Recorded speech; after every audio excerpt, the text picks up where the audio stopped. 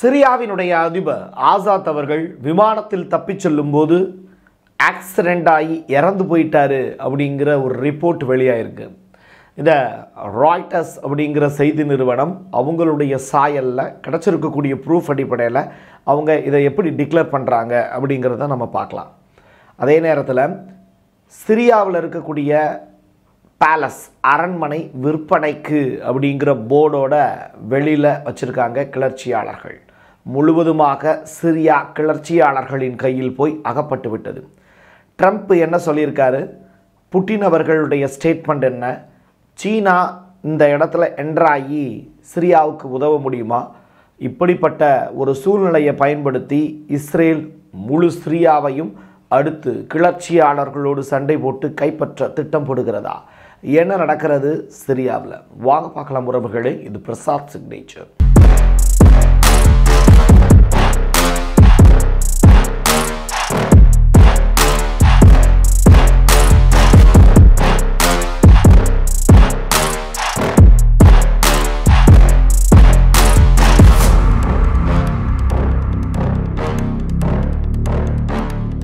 Fight radar அப்படிங்கிற ஒரு இணையதளம், அந்த இணையதளம் வெளியிட்டு இருக்கக்கூடிய செய்தி ரொம்ப அதிமுக்கியமானது. இதே மாதிரி ராய்டர்ஸும் சில செய்திகளை வெளியிட்டிருக்காங்க, அதையும் நம்ம பார்க்கலாம்.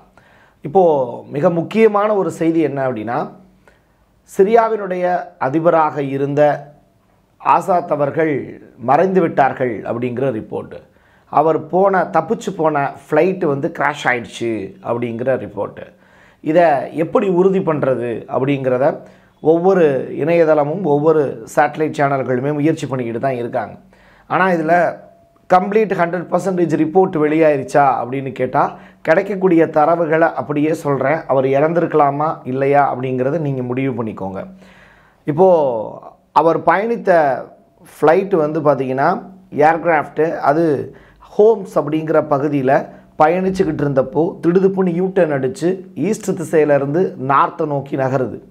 திரும்பி வந்த ஃப்ளைட்டு திடுதுப்புன்னு வெடிச்சு போனதா அங்கே அதை பார்த்துக்கிட்டு இருக்கக்கூடிய மக்கள் பேட்டி கொடுத்துருக்காங்க. ஸோ ஆசாத் அதில் தான் பயணப்பட்டிருக்கலாம் அப்படின்னு பொதுமக்களே சொல்லக்கூடிய விஷயம். ஏன்னா அவர் டமாஸ்கஸில் இருந்து அவர் தப்பிச்சு போகிற காட்சிகள்லாம் பதிவானதாக சொல்கிறாங்க. ஸோ இதை ராய்டர்ஸ் எப்படி செய்தி உறுதிப்படுத்துகிறாங்கன்னா, இல்லுசிப் 76 அப்படின்னு சொல்லப்படக்கூடிய ஒரு விமானம், அதாவது சிரியாவினுடைய ஏர்கிராஃப்ட் 9218 அப்படின்னு, இது கிளம்பிய நேரம் தான் சிரியாவில் இருந்து கடைசியாக கிளம்பிய ஃப்ளைட் இது தான் அப்படிங்கிறாங்க.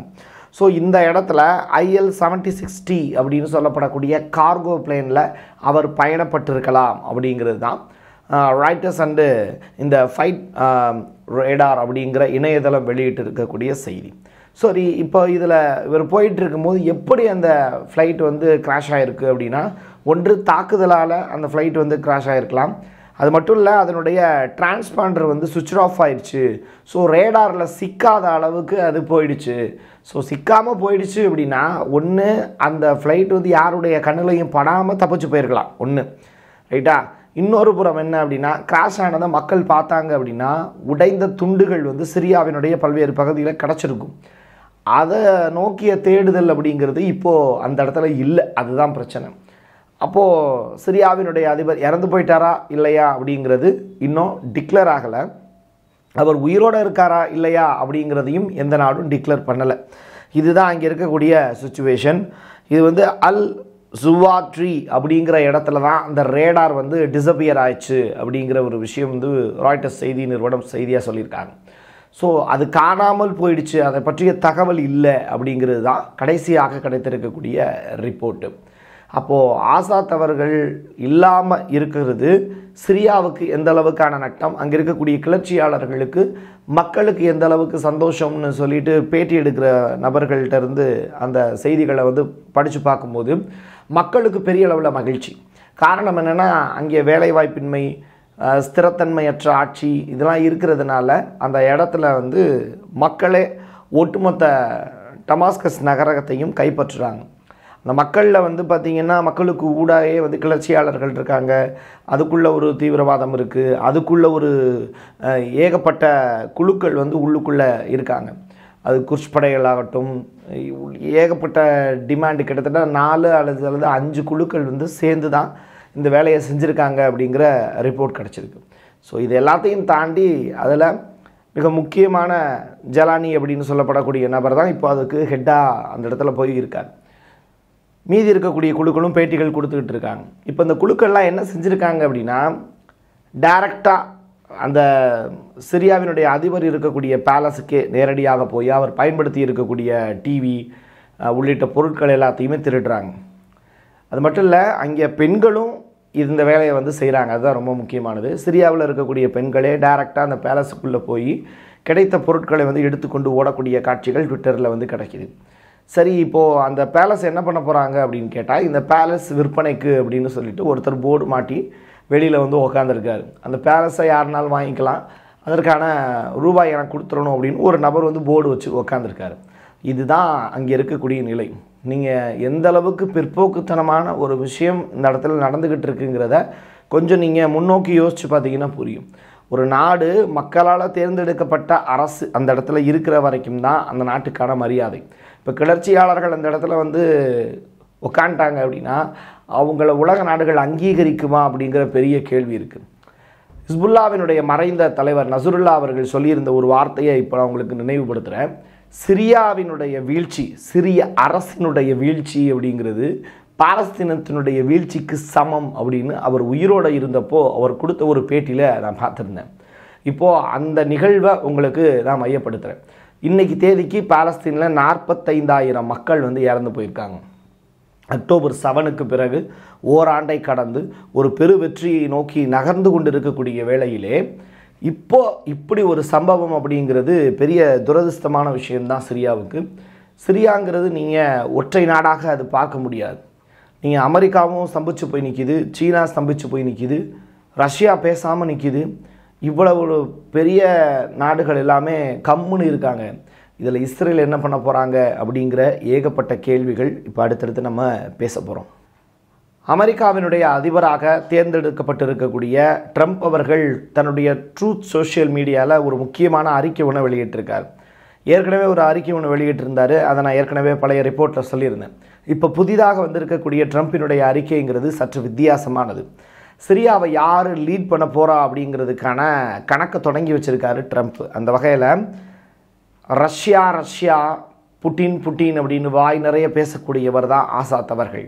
இன்றைக்கி ஆசாத் அவர்களுக்கு ரஷ்யா ஏன் உதவ முன்வரலை அப்படிங்கிறது தான் முதற்கட்ட விஷயமாக ட்ரம்ப் அவர்கள் வச்சுருக்கார். அது மட்டும் கிடையாது, அதற்கான காரணத்தையும் அவரே சொல்கிறார். உக்ரைன் போகிறனால ரஷ்யாவால் சிரியா பக்கம் கவனம் செலுத்த முடியல, ரஷ்யாவினுடைய எக்கனாமிக்கலும் டவுன் ஆகிடுச்சு. ஸோ ஈரானுக்கும் இதே சுச்சுவேஷன் தான். ரஷ்யாவாலேயே உதவ முடியலன்னா ஈரானால் கண்டிப்பாக சிரியாவுக்கு சப்போர்ட் பண்ண முடியாது. ஸோ இப்படி 2 நாடுகளுமே தனிமைப்படுத்தப்பட்டிருக்கு. சிரியாவிட்ட இருந்து தனிமைப்பட்டு கிடக்கிறது 2 நாடுகளும். ஆனால் புட்டின் மேலே எனக்கு நம்பிக்கை இருக்குது, அவர் நினச்சாருன்னா சிரியாவுக்கு உதவலாம் அப்படின்னு. அப்போ ட்ரம்ப்லாம் உதவி செய்ய மாட்டாரா அப்படின்னு கேட்டால், சிரியாவை தன்னுடைய நட்பு நாடாகவும் அவர் கருதவில்லை, எதிரி நாடாகவும் கருதவில்லை. அதனால் சிரியாவில் என்ன நடந்தாலும் அதை பற்றி எனக்கு கவலை இல்லைன்னு ட்ரம்ப் சொல்லிட்டார். ஏற்கனவே அமெரிக்காவும் தலையிடாதுங்கிற ஸ்டேட்மெண்ட்டு சொல்லியிருக்காரு. அது மட்டும் இல்லை, 6 லட்சம் ரஷ்ய வீரர்கள் காயமடைஞ்சு இப்போ துன்பப்பட்டு கொண்டு இருக்கிறார்கள். இப்படிப்பட்ட சூழ்நிலையில் போர் வீரர்களை சிரியா பக்கம் அனுப்புறதுக்கு ரஷ்யா வந்து முடிவெடுக்காது அப்படிங்கிறத நான் நம்புகிறேன் அப்படிங்கிற ஸ்டேட்மெண்ட் சொல்லியிருக்காரு. உக்ரைனுடைய பேட் எக்கனாமி, அங்கே இருக்கக்கூடிய சுச்சுவேஷன் காரணமாக தான் ரஷ்யாவால் செயல்பட முடியல. இந்த நேரத்தில் சீனா வந்து சிரியாவுக்கு உதவி செய்ய முன் வரணும் அப்படிங்கிற ஒரு கோரிக்கையையும் ட்ரம்ப்பை முன் வச்சுருக்கார். ஒரே கல்லில் 3 மாங்காய் அடிச்சிருக்கார். ஈரானையும் அட்டாக் பண்ணிட்டாரு, ரஷ்யாவையும் அட்டாக் பண்ணிட்டாரு. சீனாவனால் முடிஞ்சதானே நீ உதவி பண்ணிப்பார் அப்படின்னு சொல்லிட்டு சீனாவுக்கும் வளவரிக்கிறார். ஸோ இந்த இடம் தான் நம்ம ரொம்ப முக்கியமானது. யார் முதல்ல போய் சிரியாவில் உன்னுடைய நாட்டுக்கு ஆதரவாக நான் நிற்கிறேன் அப்படின்னு குரல் கொடுக்க போகிறாங்க. அப்படி அங்கே ஆளக்கூடிய அரசு இருந்ததுன்னா இவங்கெல்லாம் உதவி செய்ய போவாங்க. அங்கே இருக்கிறது கிளர்ச்சியாளர்கள். அப்போ கிளர்ச்சியாளர்கள்ட்ட போய் வந்து இவங்களால் பேசவே முடியாது. அதுதான் இப்போதைக்கு இருக்கக்கூடிய நெருக்கடி. ஸோ கிளர்ச்சியாளர்கள் என்ன பண்ணுவாங்கன்னா, அந்த நாட்டை வந்து தன்வசப்படுத்தி அவங்க ஒரு ஸ்திரத்தன்மையை ஏற்படுத்துறது அப்படிங்கிறது குறைந்தபட்சம் 1 மாதத்துலேருந்து 3 மாதமாக தான் ஆகும். ஸோ இதுதான் சிரியாவினுடைய இக்கட்டான ஒரு நிலை. இப்படிப்பட்ட நிலையில் மற்ற எந்த நாடுகளுமே அவங்களுக்கு உதவுவதற்கு முன்வர முடியாத ஒரு நிலை தான் இருக்குது. இதை பயன்படுத்தி இஸ்ரேல் என்ன செய்ய போகிறாங்க அப்படின்னு கேட்டால், இஸ்ரேல் வந்து கோலன் குன்றுகள் இருக்குல்ல, அதை தன் வசப்படுத்துறதுக்கான வேலையை இப்போ தொடங்கியிருக்காங்க. ஐடிஎஃப் வீரர்கள் டைரெக்டாக கோலன் குன்றுகளில் இப்போ ஆக்குப்பை பண்ணியிருக்காங்க அப்படிங்கிற ரிப்போர்ட் வெளியாக இருக்குது. ஸோ நான் எப்படி வந்து 1967 நான் கைப்பற்றிய சிறிய பகுதிகளை எனக்கு கொடுத்துருங்கிறது இஸ்ரேலுடைய ஸ்டேட்மெண்ட்டு. மீதி இருக்கக்கூடியதை கிளர்ச்சியாளர்களாகி நீங்களே வச்சுக்கோங்க, என்னுடைய கைப்பற்றப்பட்ட பகுதியை நான் வச்சுக்கிறேன் அப்படிங்கிறது இஸ்ரேலுடைய ஸ்டேட்மெண்ட்டு.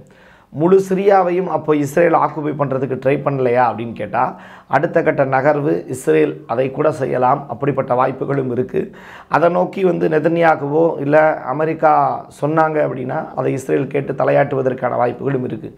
இப்போதைக்கு அந்த தேவை இருக்கான்னு கேட்டால், இப்போதைக்கு இந்த கிளர்ச்சியாளர்களை மட்டுமே வைத்து இப்போ ஒரு பெரிய அரசியல் நடந்துக்கிட்டு இருக்குது. அந்த அரசியல் அடுத்த கட்டத்துக்கு எப்படி நகரப்போகுது அப்படிங்கிறத நம்ம பொறுத்திருந்து தான் பார்க்கணும். சிரியாவில் இருக்கக்கூடிய கிளர்ச்சியாளர்களுக்கு யார் மேலேயும் நம்பிக்கையே இல்லையா பிரசாத் அப்படிங்கிற கேள்வியை நீங்கள் கேட்கலாம். ஹிஸ்புல்லா மேலே நம்பிக்கை இல்லையா, ஈரான் மேலே நம்பிக்கை இல்லையா, ஏன் இந்த ஆக்சிஸ் ஆஃப் ரெசிஸ்டன்ஸ் மேலே நம்பிக்கை இல்லையா அப்படின்னு நிறையா பேர் கேள்விகள் கேட்கலாம். அதற்கான பதில் அப்படிங்கிறது, கிளர்ச்சியாளர்கள் ஹிஸ்புல்லாவினுடைய தலைவர் நஸ்ருல்லாவினுடைய படத்தை கிழிச்சிருக்காங்க, சுலைமானி அவர்களுடைய படத்தை கிழிச்சிருக்காங்க, ஆசாத் அவர்களுடைய அப்பாவினுடைய படத்தையும் ஆசாத் அவர்களுடைய படத்தையும் கிழிச்சிருக்காங்க. அது ஒரு நியாயம் இருக்குது.